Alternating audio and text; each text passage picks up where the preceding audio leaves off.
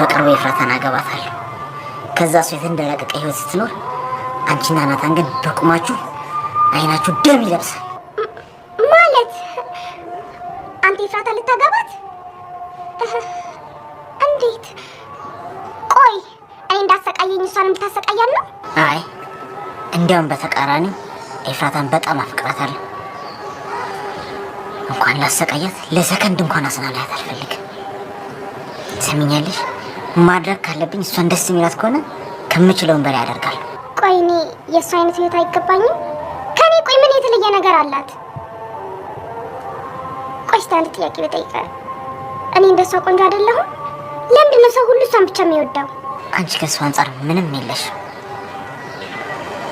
እሷ ማለት እኮ ስትናደድ፣ ስትስቅ፣ ስትቆጣ ሁሉም ነገር የሚያምርባት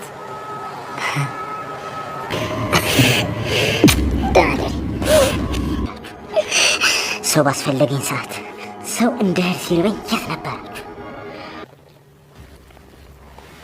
ደግሞ ምግብ በላሽ? ከዚህ በኋላ ነገር ምትታደርግ አልፈቅድልህም። አንቺን ከኤፍራታ ጋር አላወዳደርሽ። ለማንኛውም ቅድም እንዳልኩሽ ነው። እሷን አይደለም የነካ ሊነካ ያሰበ ካለ በፍጹም ከኔ እጅ ማምለጥ አይችልም። ስለዚህ ብትጠነቀቂ ጥሩ ነው። ለእሷ አታስብ። እሷን እኔ መግደል አይጠበቅብኝም። አንተ ራስህ በገዛ እጅህ ሲጣርገህ ትገድላታለህ። ምክንያቱም አንተ የኔ ካልሆነች ብለህ ድርቅ ስለምትል፣ እሷ ደግሞ አልፈልግም ስትልህ አንተ ራስህ ሲጣርገህ ትገድላታለህ። እኔ እንዳንቺ ያለ እቅድ አልንቀሳቀስም። ለማንኛውም መልካም የሲኦል ህይወት ይሁንልሽ። መታሰሬ ለማይቀር በሰው ከማስገድለት ራሴ ሲጣርጌ ብገላት ኖሮ ይህ ሁሉ ነገር አይፈጠርም ነበር። ምንም አይነት ስቃይ ውስጥ ብገባ እንኳን አድርጌው ቢሆን ምንም አይመስለኝም ነበር። ቆይ ይህች ልጅ ለምንድን ነው ቆይ ከቤት የማትወጣው? ለምንድን ነው የኔን የሆነ ነገር በሙሉ የምትወስድብኝ?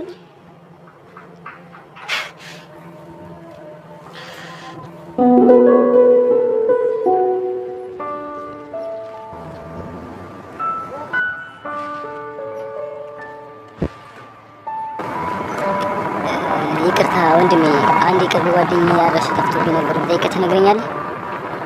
ይቻላል። ማን?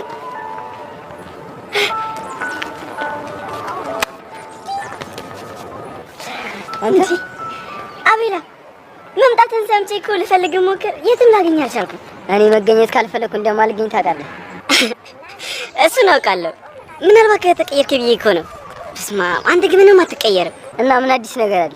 ያቺ ቆንጅዬዋ እናትስ እንዴት ናት? አረ ጥያቄ ላይ ጥያቄ የሚደረብ ብቻ ግን አንተ ባልነበርክባቸው 3 ወይ 4 ዓመታት ውስጥ ብዙ አዲስ ነገሮች ተፈጥረዋል። እናቴም ደግሞ በጣም ደህና ነች። በጣም ደስ ይላል። ግን በዚህ መንገድ አልነበረም ላገኝ የነበረው፣ ግን በቃ ምንም ስላልተመቻቸልኝ። አረ ያንተን ተንኮል መች አጣሁት? ቆይ ምን ልታደርገኝ ነበር? ምንም ምን ላደርግ እችላለሁ?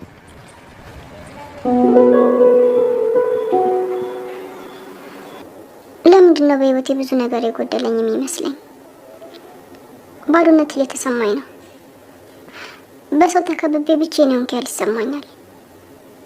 ግን ቆይ ለምን?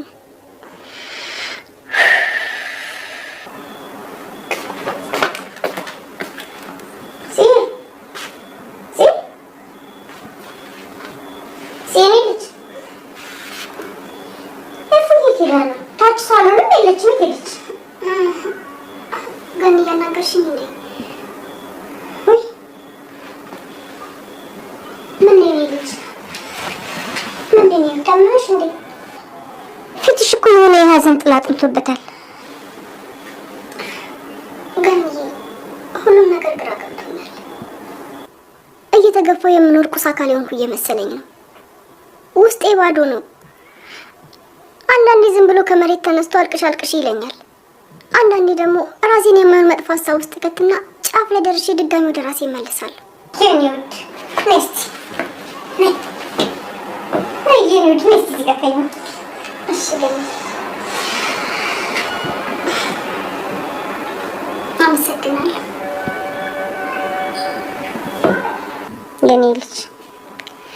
ሁልጊዜ መጥፎ ሀሳብ ወደ አይምሮሽ ሲመጣ በዙሪያሽ የሚወዱሽ ሰዎች እንዳሉ አትርሺ። ወንድምሽ ኤፉዬ፣ የኔ ልጅ ዳግም፣ እኔ ብዙ ሰዎች በዙሪያሽ አለን። ሁላችንም አንቺን እንወድሻለን እና እንደምንወድሽ ብቻ አስታውሽ። ግን እኮ እኔ የምወደድ ልጅ አይደለሁም።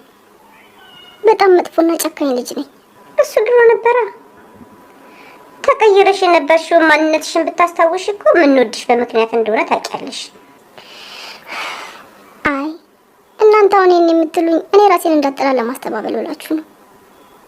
ገንዬ አሁን እኮ እኔ በመጠኑም ቢሆን ለማስታወስ እየሞከርኩ ነው አይደል? ግን ደግሞ አንዱም ላይ እንኳን መልካሙ ማንነቴን አላየሁትም። በቃ ስለዚህ እናንተም ከዚህ በኋላ እኔን ለማታለል አትሞክሩ። የኔ ልጅ እኛ ለምን አንቺን እናታልልሻለን? አሁንም እኮ እንደዚህ ራስሽን የምትወቅሽው ጥፋትሽ ስለገባሽ ነው። ህሊናሽ ለምን እንደዚህ ያደረግሽ ብሎ ስለሚወቅስሽ ነው። እንደ ድሮ ብትሆኝ ማኖር ጥፋት ማጥፋትሽ በራሱ አይታወቅሽም ነበር።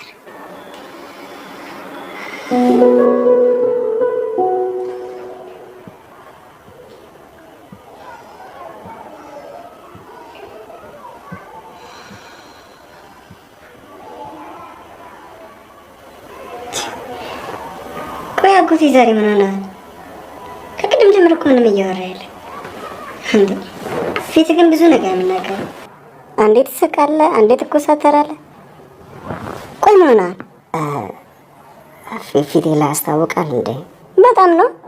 እኔ ከሆነ ሆነ እኮ የሆነ ነገር ትለኛለህ ብዬ ስጠብቅ፣ አንተ ግን ከጠራው ጋር ማውራት የተመቸኝ ይመስለኝ። አቤት ሾርኔ፣ አንተ ልጅ ግን ተጫዋች ሆናል። ከመጀመሩ ነው እንደዚህ ተናጋሪ ሆንክ? ወይቶ ነገሩ የገኒ ልጅ አይደለ? ከሚገርም ነገር ማለት ነው። ገኒ በቀልድ መሀል ቁም ነገር ውስጥ አለ ብታረጋቸው ነገሮች በጣም ነው የሚያስገርመኝ። ይልቅ አሁን ማረሳሳቱን ትተህ ምን እንደሆንክ ንገረኝ። ስለዚህ እያሰብክ ነው አይደል? ስለዚህ ምን ላስብ እችላለሁ ደግሞ ስለሷ? እውነቱን ንገረኝ። እሷ ልጅ በጣም ትመስላለች አይደል? አላውቅም፣ ግን አሁን ላይ በጣም ፈርቻለሁ። ለምን? የረሳችውን እንድታስታውስ ብለን እንደ ፍቅረኛ ቀረብናት።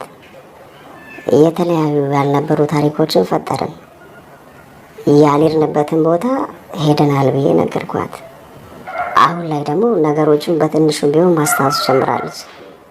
ቆይ አሁን ሙሉ ለሙሉ ስታስታውስ ምንድን ነው የሚወጣኝ? ምንድን ነው ማድረገው? ለራሷ ብለህ ከነገርካት የምትረዳ ይመስለኛል። አይ አይመስለኝም። በጣም ትናደዳለች። መርሳቴን ተጠቅመህ አታለልከኝ ትለኛለች። ታውቃለህ፣ አንዱ ልቤ አሁን ያለችበትን ሁኔታ ባታስታውስና እንደዚህ በቀጠለ እላለሁ። በአንደኛው ልቤ ደግሞ ራስ ወዳዳቱን እንድታስታውስ እርዳት ይለኛል።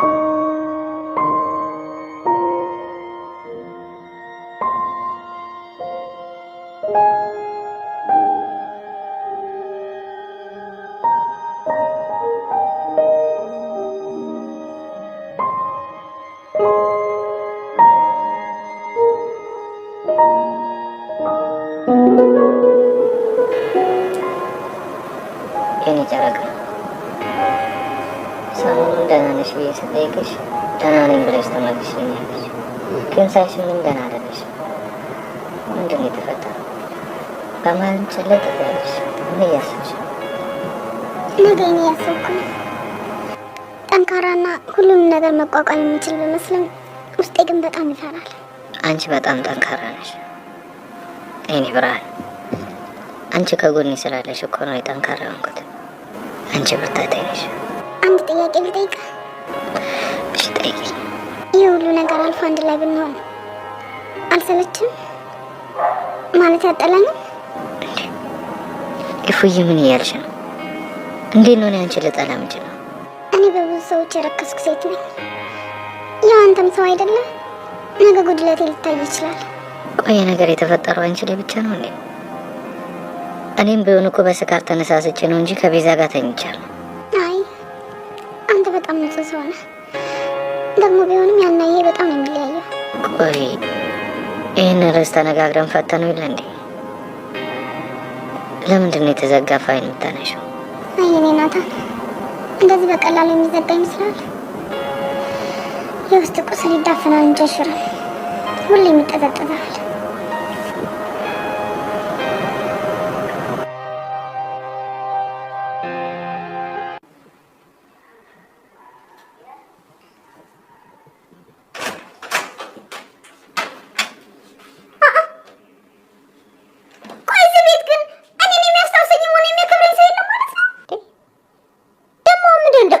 መጮሽ እኔን ቆርቆሮ ለነገሩ ልክ ነሽ። አሁን በጣም ተናንቀናል። ምን አለ እንዳሰርሽ እንኳን ብታከብሪኝ። ስትፈልጊ እነሱን በአባፋቸው ተጉርሻለሽ፣ ስትፈልጊ ደግሞ ይሄው አስተኝተሽ ጭንቅላታቸውን እያሻሸሽ ታስተኛቸዋለሽ። እኔ ሉሊት ግን ምግብ እንኳን የሚሰጠኝ ሰው አጥቼ ከላይ ከታች እየተንከራተትኩ ይሄው አሁን አንቺን ፍለጋ እዚህ ያገኘሁሽ። እስኪ እባክሽ አትጩሂ፣ ልጅቷ ተኝታለች። እጮሃለሁ። ለምን አልጮህም? እንዳይወጣልሽ ምን ታመጫለሽ? እስኪ ነይና ፊት ያዥኝ። እንዴ ሴትዮዋ ምን ሆናለች? ማንም ሳይነካ ነው የሚጮኸው?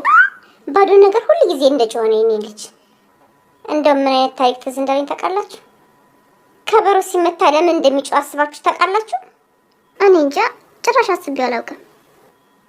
ባዶ ስለሆነ ነው። ሁሉ ጊዜም ባዶ የሆነ ነገር ይጮሃል። እንደውም አንድ ታሪክ ልንገራችሁ። ይኸውላችሁ የኔታ አንድ ጥያቄ ልጠይቃችሁ ብለው ተማሪዎቻቸውን ጠየቋቸው። ከዛ ምን አሏቸው? ከበሮ ሲመታ ለምን ይጮሃል ብለው ሲሏቸው አንዱ ተማሪ ቸኮል አለና የዳዊት ማህደር መያዣውን በእጁ እንዳንጠለጠለ ለመመለስ ጠደፍ ብሎ የኔታ በቆዳ ስለተሰራ ነው አለ። የኔታ ምረጋሉና አይደለም አሉ። ከዛ ደግሞ እንደገና ሌላኛው ተማሪ እጁን አወጣ ቸኮል ብሎ እሱ የኔታ እኔ ብሎ እጁን አወጣ። እሺ አሉ የኔታ። አይ የኔታ ከእንጨት ስለተሰራ ነው አለ። የኔታ ምረጋ አሉና አይደለም ልጅ ያሉ። በዚህ መሀል ተማሪዎች ሁሉ አይናቸው ፍጥጥ አለ። ቢያወጡ ቢያወርዱ መልስ አጡ።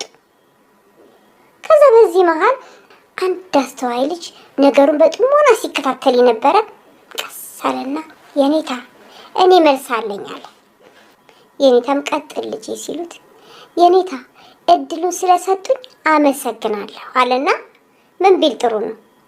ከበሮ የሚጮኸው ውስጡ ባዶ ስለሆነ ነው አለ። እና የዛን ጊዜም የኔታ በጣም ደስ አላቸውና ከመቀመጫቸው ብድግ አሉና ተባረክ ልጄ ብለው ባረኩት። ከዛ በኋላ ተማሪዎቹ ሁሉ አንድ ላይ በጭብጨባ አጀቡት። በጣም ደስ ብሏቸው ማለት ነው። ከዛ የኔታ መለስ አሉና ይኸውላችሁ ልጆቼ ሁሉ ጊዜ ባዶ የሆነ ነገር ይጮሃል፣ በውስጡ ደግሞ የሆነ ነገር የያዘ ዕቃ አይጮህም። ልክ እንዲሁ የተማረም ሰው እንዲሁ ነው። እውቀት ያለው አይጮህም፣ ጥበበኛ አይጮህም፣ አስተዋይ አይጮህም። ምን ጊዜም ባዶ የሆነ ሰው ሲጮህ፣ እውቀት የሌለው ሲፎክር፣ ጥበብ የሌለው ሲያቅራራ ይታያል አሉ። እና ይህን ሳስብ ሁሉ ጊዜ አንቺ ትዝ ትይኛለሽ። አንቺ ማድረግ እኔ ሉሊት ነው ከከበሮ ጋር የምታወዳድረኝ? አንቺ እና ከበሮ ከጩኸት ውጪ ምንም ነገር አያመሳስላችሁም። ከበሮ እኮ ለጥቅም ይውላል። አንቺ ቆይ ምን ትጠቅሚያለሽ? ለማንኛውም ሴት አይደለሽ? ግቢና ወጥተሽቢ። ለዚህም ተደረስን። በጣም ጥሩ። ለእያንዳንዱ ነገር ዋጋችሁን ትከፍላላችሁ። ታያላችሁ። ሁሌ እንደፎከርሽ ነው። እንደምን ይሻልሻል?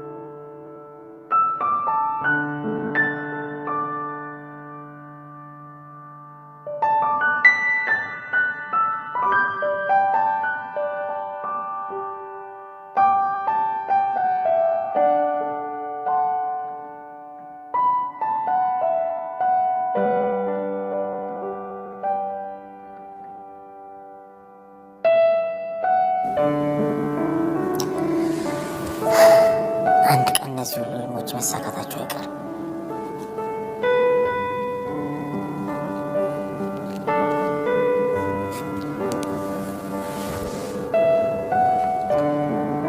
ሄሎ፣ እንዴት ነህ?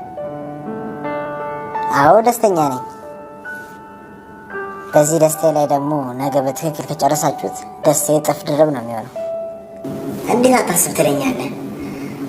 ተሳክቶ ውዷ ሚስቴን በእጅ ካላስገባሁ እኔ ምንም እረፍት የለኝም። እሺ ነገውኑ ይለቅ። ለምን ነገ አይሆንም? ጥሩ በቃ ከነገ ወዲያ ይሁንሽ። ያ ብዙም ሩቅ አይደለም። ከዛ ካለፈ ግን ጸቤ ካንተ ጋር ነው።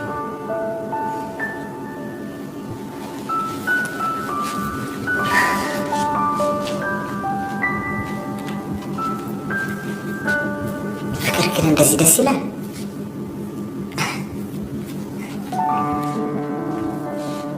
ደውላት እኔ ግን ምን ትለኛለች?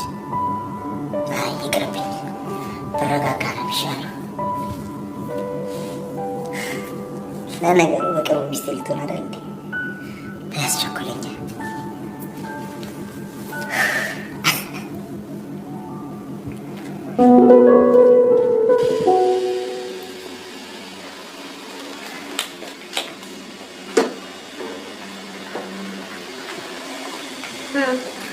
ዳጊ ተባረክልኝ። አይ ዳጊ፣ አይ ባለሙያ፣ አይ ቡናውን ተቀምሳለሁ። እንዴ ከዚህ በፊት ጋር ላይ ነበር እንዴ? ታዲያ እንዴት እንደሚጣፍጥ የዶሮ አይን ነው የሚመስለው። ይባላል የዶሮ አይን ለጠላ ነው ለቡና ነው? እባክሽ ለሁለት ይባላል። ስለዚህ አከለ ቡና ነው።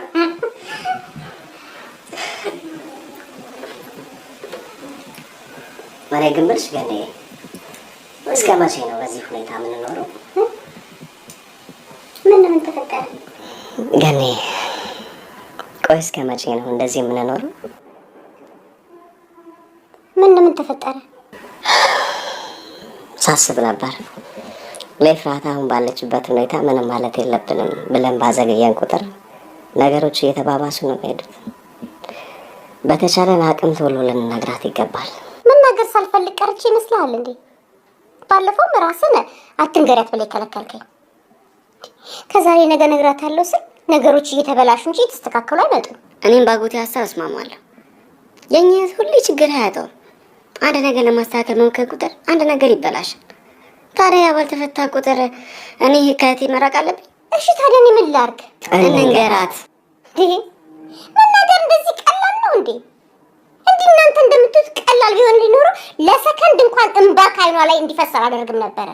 እኔ እናትሽ ነኝ፣ አንቺ ልጄ ነሽ ብዬ ጥምጥም ብዬ አቅፌ እንደው አረጋጋት ነበር። ግን ይሄን ነገር እኮ እሷም የማወቅ መብት አላት። ስታውቅ ትጎዳለች፣ ስታውቅ ትሸሸኛለች እያልን ቆይ እስከ መቼ ነው እውነታው የምንሸሸው? አላውቅም ቢኒ፣ ብቻ ምን እንደማደርግ ግራ ገብት ብሎኛል። ከዚህ በፊትም ተደፍሬ አንዲት ልጅ እንደወለድኩኝ ከዛ በኋላ ደግሞ አግብቼ ዳግን እንደወለድኩ ነግሬያታለሁ። እና ተደፍሬ የወለድኳት ልጅ አንቺ ነሽ ልበላት?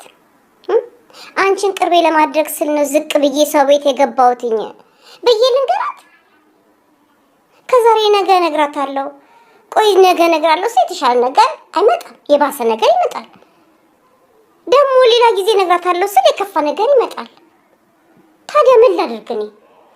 ይኸው እንግዲህ እዛ ቤት ከገባሁኝ እኮ 5 ዓመት አለፈ በዚህ ሁኔታ። እሺ ማይ፣ እንደዚህ የፈራን በመሃል አንዳችን የሆነ ነገር ብንሆንስ?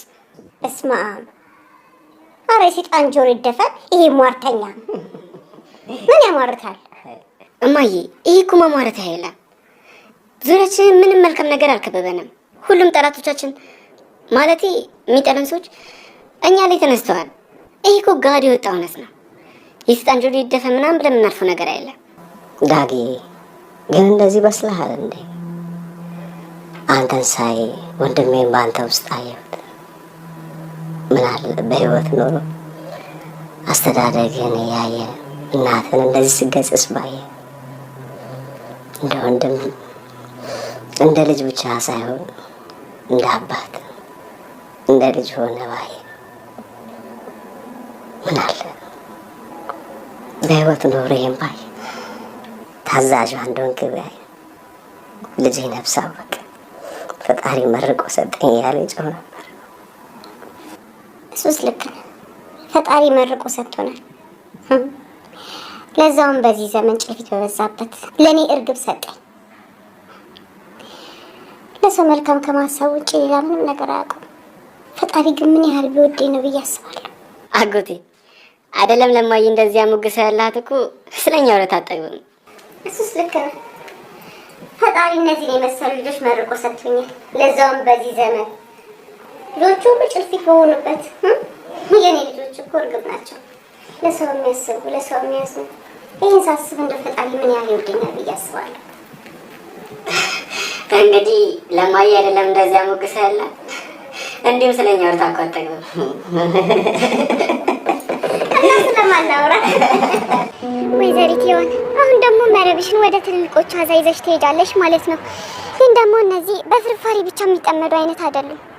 ስለዛ ሄዋን ከበድ ያለ ሀሳብ ማሰብ አለብሽ።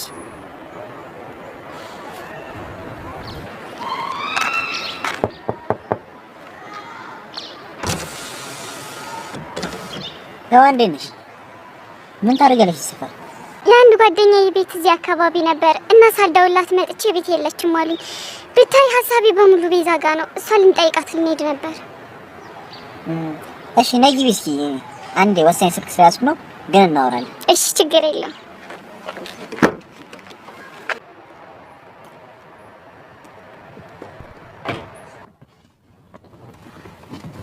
ሄሎ፣ አሎ። ምን እያልከኝ ነበር? ምን? ስማ፣ ከፈለገ መሄድ ይችላል፣ ግን የትም ሀገር ላይ የኔ አይነት ተመሳሳይ ቢዝነስ መስራት አይችልም። ቆይ እንዴት እንደሚሰራ ካወቀና ካየ በኋላ በቃኝ አሰናብቱኝ ይላል እንዴ? ይኸውልህ እንደውም አሰናብቱኝ ነው ያለው አይደል? በቃ እስከ መጨረሻው አሰናብተው እንዳይመለስ አድርገህ። ነገርኩ። ከዚህ በኋላ ስለዚህ ሰውዬ ልታወራኝ እንዳትደውልልኝ። ጨርሻለሁ በቃ። እሺ ሔዋን እንዴት ነሽ? ደህና ነኝ። ቆይ አንተ ቤዛ አልጠየካትም አይደለ? ለምን አብረን ሄደን አንጠይቃትም? ስታይ ደስ የሚላት ይመስለኛል። ቤት ስለኔ ምን ነግራሻለች? ማለቴ አንዳንዴ ስለኔ አውርታ አታውቅም። የናታን የቅርብ ጓደኛ እንደሆንክና በሱ በኩል እንዳወቀችው ነው የነገረችኝ። እና ደግሞ አንተ እሷ ላይ ፍላጎት ያለ ስለሚመስላት ብዙ እንደማትቀርብህ ነው የነገረችኝ። አንተ ግን ስትታይ ምንም የጓደኛ ሚስት የምትመኝ አይነት ወንድ አትመስለኝም። ይገርማል። እዚች ምድር ላይ እንደ ሴት ልጅ ድብቅ ፍጡር የለም። ለራሷ ጓደኛ እንኳን እውነቱን አልነገረቻት። አሁን በአንተ ቤት ሔዋን ምንም አታውቅም አይደል? አንተ ቤዛ ከምታውቅ በላይ እኔ አውቃለሁ። አንተን ለመያዝ ሙሉ መረጃ ነበረኝ። ግን ደግሞ አንተ ከጭራ ውጪ ምንም አይደለም። አንተን ቤዝ ደግሞ ጭራቸው የተያዘባቸው አካሎች መናከስ ይጀምራሉ። ያ ደግሞ በጣም ብዙ ሰው ይጎዳል። እቅድ ውስጥ አንቺ ነበርሽበት? የምን እቅድ?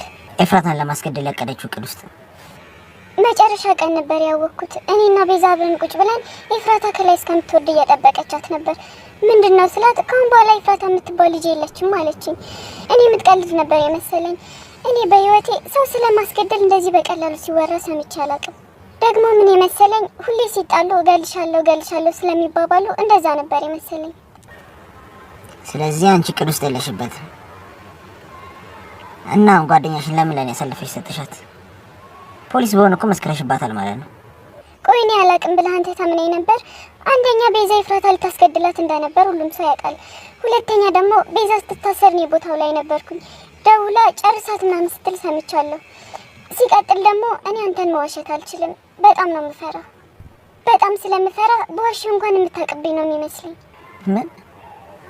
አንቺ እኔን ትፈሪኛለሽ? አዎ በጣም። እንዴ ለምን? እኔ እስከማውቀው ድረስ ያን ያህል የሚያስፈራ ነገር እንኳን የለኝም። ቆይ ደግሞ አንቺ ሴን የመሰለ ቆንጆ ፊት እንዴት ያስፈራል ትያለሽ? እኔም ለምን እንደምፈራ አይገባኝም። እንዴ እንደዚህማ ልፈሪኝ አይገባም። ወይ ስለማታውቂኝ ሊሆን ይችላል እንጂ ብታውቂኝ ኖሮ በጣም ትወጂኝ ነበር። አሁንም እኮ እወድሃለሁ፣ ግን በወድህ መፍራቴን አላቆምም። እንደዛ ከሆነ ታፈቅረኛለሽ ማለት ነው አይደል? ፍቅር በቃ እኔ መሄድ አለብኝ። አውቄዋለሁ። አንቺ እኔን ታፈቅረኛለሽ አይደል? ካላስቸገርኩ ልሂድ? ትችያለሽ። ሌላ ጊዜ በሰፊው እንገናኛለን። የእውነት አንተ እኔን ድጋሚ ማግኘት ትፈልጋለህ? አዎ በጣም ደግሞ በጣም ቆንጆ ነሽ። እስከ ዛሬ ይህን ውበት እንዴት አላየሁትም?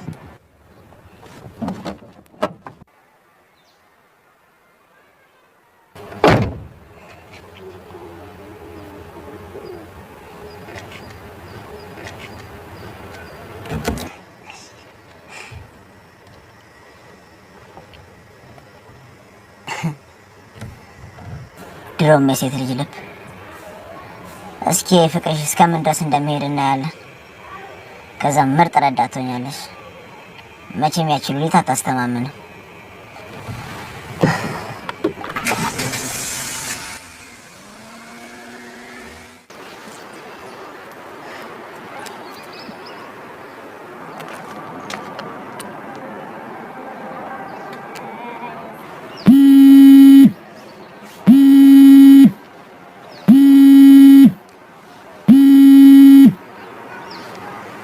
ወይ እንዴት ነሽ?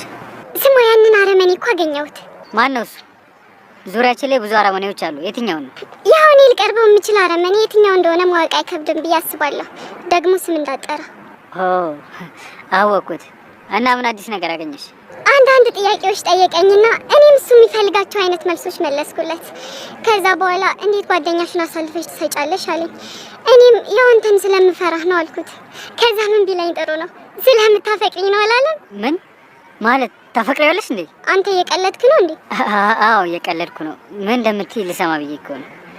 እና ቆይ ታፈቅሪኛለሽ ሲልሽ አንቺ ምን አልሽ? እኔማ በጣም እንደማፈቅረው በድርጊቶች ያረጋገጥኩለት። ሂዊ አሁን ተገናኝተን ማውራት አለብን። የማይሆን ነገር ለማድረግ እያሰብሽ ነው አይደል? አይ በፍጹም መገናኘት የለብንም። ይሄኔ እኮ የኔ ውሎና አዳር ለመከታተል በጣም ብዙ ሰዎች በትን ይሆናል። እኔ ደግሞ እሱን እንዳፈቀርኩ ለትንሽ ጊዜ ማስመሰል ይጠበቅብኛል።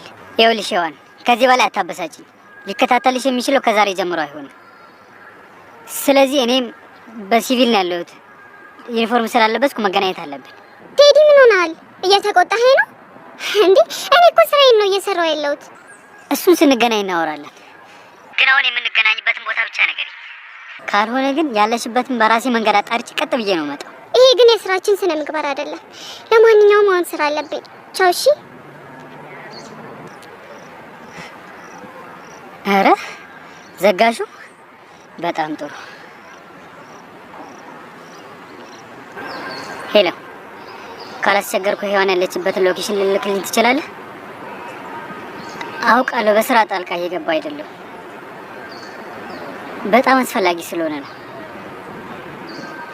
ራሷ ላይ አደጋ የሚጥልበት ነገር ልታደርግ ነው እና አግኝቻት ላስጥላት ይገባል። እሱ እንደፈለክ ማሰብ ትችላለህ። አንተ ብቻ አድራሻውን ላክልኝ።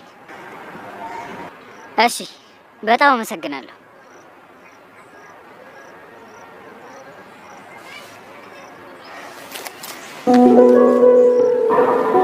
በፍጹም መምጣት አልነበረብኝም። ትልቅ ስህተት ነው የሰራሁት። እሷ መጥፎ ሆነችና አንተ መጥፎ መሆን አለበት። ለቀ አንዳንዴ ሰውን አውቀዋለሁ ማለት ዋጋ ያስከፍላል። ቤዛን በዚህ ልክ ጨራቅ መሆኗን ባለማወቄ አንተን ተንበርክኬ እስከምለምን ድረስ አድርሶኝ ነበር። አስበዋል? የማፈቅራትን ሴት ገላት ቢሆን ኖሮ ጭራሽ እኔ ጠበቃ ቆሜ ነበር። እሱ ስህተት ነበር እኮ። ግን አንተ ልክ ነህ። ሰው እንደዚህ ጨካኝ ይሆናል ብለህ አታስብ።